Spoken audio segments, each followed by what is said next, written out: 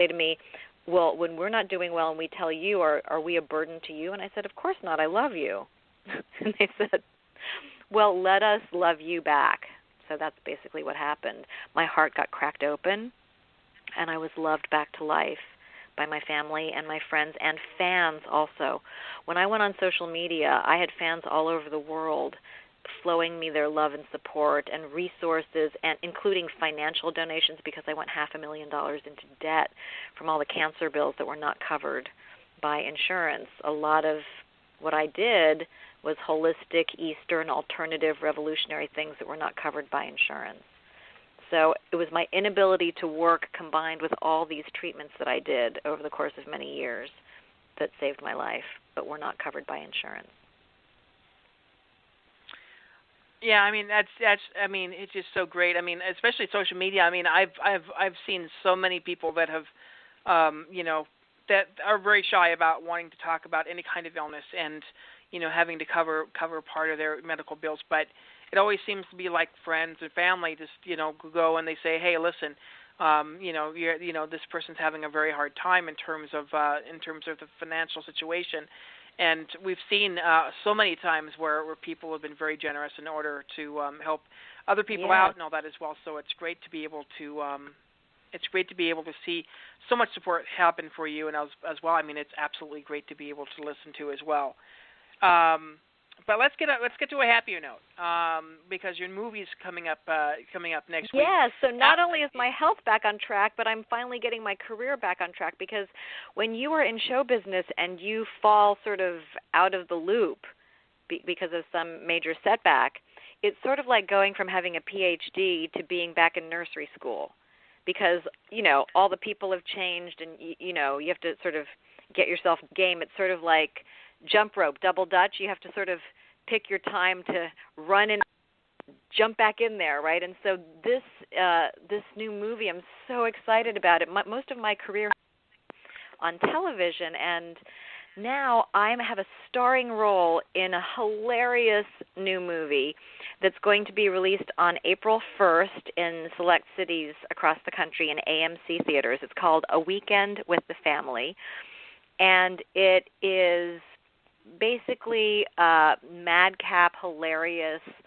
culture clash. My daughter is dating my husband is black, so our daughter is half Korean, half black, and her boyfriend is black, and his family is sort of a backwoods kind of ghetto-fied black family, and my family is more traditional Korean blended with black culture. And so it is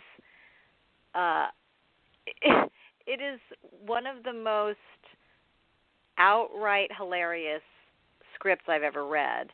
And the way that it all comes together, Marcus Houston and Karuchi Tran play the boy meets girl, boy loses girl, boy gets girl back kind of plot line. And Wendy Raquel Robinson and Clifton Powell play the Stankershets, which are on Travis's side of the family.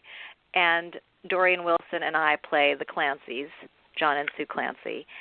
And truly, I don't know of any other film where it's also got heart. It's really heartwarming, and there's understanding between the Korean culture and black culture, which I think can be incredibly healing for race relations. I'm sure you know about Koreans and blacks and Los Angeles and the riots and all of the animosity. And I really think that this film, even though it's a comedy and it's lighthearted, I really think that it could do something to just help people see past differences and realize that we really are just one, and we really all just want to find people to love and have families that get along. If you haven't seen the trailer yet, please do so. It's hilarious. Just this trailer itself. There's another plot line where the future son-in-law is actually up for a job for the father-in-law, so that kind of complicates things as well. it just from the trailer, it looks absolutely hilarious. To be It able really to is. separate And Chris Stokes from You Got Served. He wrote it and directed it and produced it. And Chandrella Avery, who is from Napoleon Dynamite, she played LaFonda. She's also one of the producers, and she's in it. And she is the reason that I am even in this film, because she thought that I would be great to play the mom. And it truly is. I think that you will laugh out loud, and I think that you will be moved as well by what happens between these families, that sort of like the Hatfields and the McCoys, or the Cowboys and the Indians. It starts out as quite the rivalry of misunderstanding and misunderstanding basically, and then there's this beautiful resolution. I mean, I'm sure that you can relate to situations where, in a romantic relationship, if the families don't get along, how stressful that can be. Kind of. Well, actually, probably not. No? Pretty much, my family's pretty open. They're pretty open really? to whoever comes That's to the door. fantastic. So you've never been in a relationship with somebody where the families didn't get along? I haven't. I haven't dated for quite a while, so I have. So and the people I've dated, I got along with their family pretty well.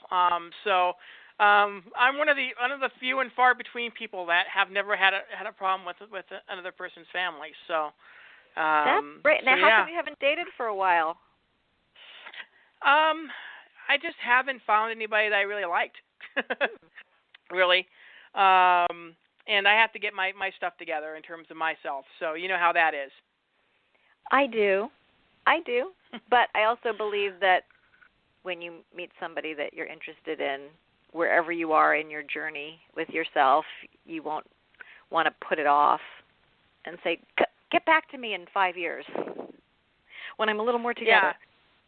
Yeah. I haven't quite found that person yet. So to say, but I don't know. We'll get there. We'll get there eventually.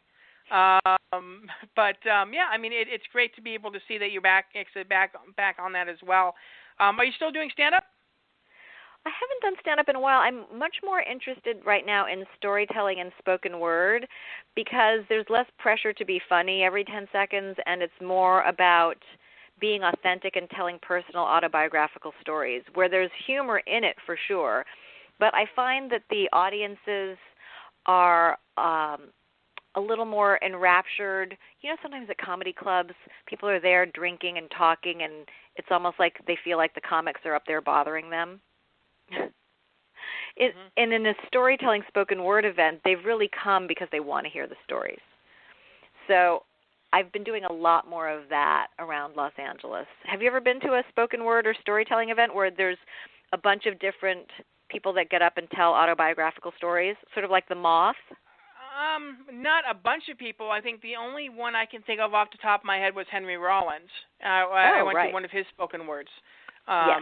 And I think that was it, that was the only one I can think of off the top of my head I've ever been into a spoken word. Everything else has been comedy. But I haven't been I haven't been to one where there's a bunch of people. But yeah, I mean, it sounds really interesting as well. I mean, it'll be interesting to see where you go about doing that. I mean, do you have a set schedule, or where people can find out where they can see you do some spoken word stuff? I'm on Facebook at Suzanne Whang, SuzanneWhang, and I'm on Twitter, and I'm on Instagram, and I have a website, which is SuzanneWhang.com, which I don't update as often as I should. But there's a lot of different spoken word events in Los Angeles. There's Sit and Spin and Taboo Tales and Don't Tell My Mother. There's The Moth. There's Story Salon. There's Tell It. There's so many different. There's I Love a Good Story. So if people are interested, they can just go on my Facebook page or follow me on Twitter, and you can see what I have coming up. I don't think I have one on the books right now, which is unusual. Usually I have something coming up. But I also have a recurring role on the direct TV show Kingdom, which is wonderful. And, by the way, about the world of boxing. I'm going to guess that you've seen it. Have you seen it? I have not seen it, but I should mention that a good friend of mine, kind of works on the show. He actually trains Liz Carmouche, Manalo, from San Diego. I think he has a couple of fighters that are a part of that show. Yeah, it's a really good show, and it stars Nick Jonas, right? And it's about the world of boxing, and it's really well written and well shot and well acted and well directed. And I play Dr. Lynn Bennett, who's the OBGYN to Keely Sanchez, who's on the show, and she's marvelous. So my friend Manalo is, first of all, he's a fan of the show. He's also, I think he's also a trainer. He trains quite a few MMA fighters down in San Diego. So I think he had a couple of guys that were in there just for bit parts or something like that. So that's how kind of how I heard about that, and I was like, going, yeah. But I haven't seen it. I don't have DirecTV. I have cable, so I gotcha. I'll have to. But anyone who has DirecTV, you can check it out. And also, I'm a series regular on a hilarious sitcom for Here TV called From Here On Out, and you can go to Here TV has a premium YouTube channel where you can watch all the episodes. It's called From Here On Out, and I play a crazy maid named Davina who's a wannabe actress who basically weasels her way into getting a part on this show within the show, and she's a terrible actress, and hilarity ensues because she is terrible and thinks she's amazing. And in one episode, I have a thick Korean accent on the show as Davina the maid, and I'm supposed to be playing a Scottish barmaid in one episode of the show within the show. So I'm doing a bad Scottish accent mixed with a Korean accent at the same time, and I'm acting badly. It was quite a challenge. I had a dialect coach, a friend of mine named Amy Chafee, helped me figure out how you do a bad Scottish accent mixed with a good Korean accent at the same time.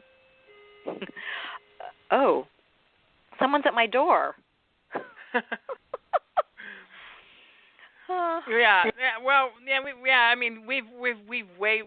10 minutes past half an hour, so let's quickly sum up. You already mentioned your websites and your Facebook as well, and I really look forward to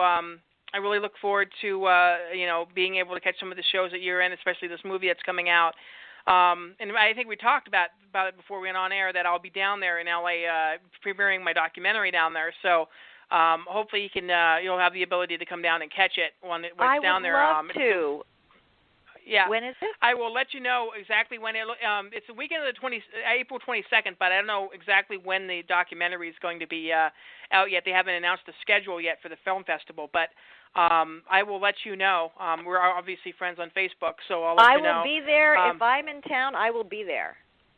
Okay, cool. And definitely, we'll try to catch up in LA, and hopefully we get some more roles going through you. Anything else going on with you? Well, I did screen test for a big NBC sitcom pilot and got down to the wire and didn't make it in, but I'm in the game, so it feels really good. And I just booked a web series pilot as well, but I can't tell you anything about that yet. But as soon as I can tell you, I'll put it all over social media. Okay, will do, Susan. And, best of luck to you coming up, and I'll see you in about a month. Thanks, Mark, with a Q. Again, that was our interview with Suzanne Whang, or Wong, if you want to say it.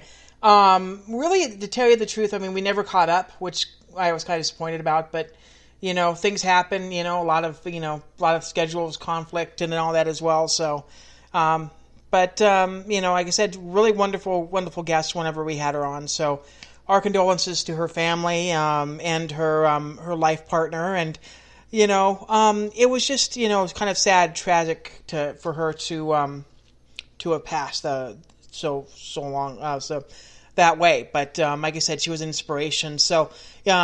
I'm pretty sure you could find a lot of her material online somewhere. So if you wanted to listen to some of her spoken word or some of her comedy, please do so.